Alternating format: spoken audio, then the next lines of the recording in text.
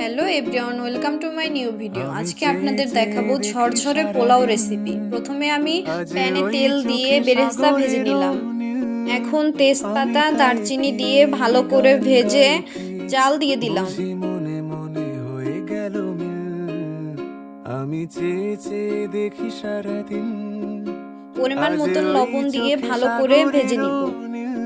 তো আমার ভাজা হয়ে গেছে, এখন আমি গরম পানি অ্যাড করে দিব। সঙ্গে 2টি কাঁচামরিচ দিয়ে 5 মিনিটের জন্য রেস্টে রেখে দিব। যখন চালটা হালকা ফুটে আসবে তখন পরিমাণ মতন দুধ এবং কিশমিশ দিয়ে আবারও 5 মিনিটের জন্য রেস্টে রেখে দিব। তো আমার পোলাওটা পুরোপুরি ফুটে গিয়েছে, এখন আমি ঘি এবং বেরেস্তা দিয়ে নামিয়ে নিব। আমার ঝরঝরে পোলাও রেডি। এখন আমি লালচে করে বেগুন ভেজে নিলাম। তারপর ভালো করে মশলা কষিয়ে চিকেন দিয়ে দিলাম।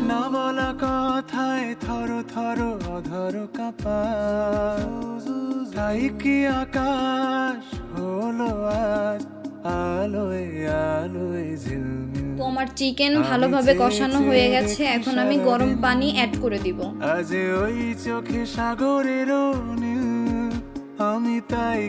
তো আমার রান্না করা রেডি। আজকের দুপুরের মেনুতে ছিল লাল লাল চিকেন কষা, বেগুন ভাজি, সালাদ আর ঝরঝরে পোলাও। সম্পূর্ণ ভিডিও দেখার জন্য সকলকে ধন্যবাদ। টাটা সকলকে।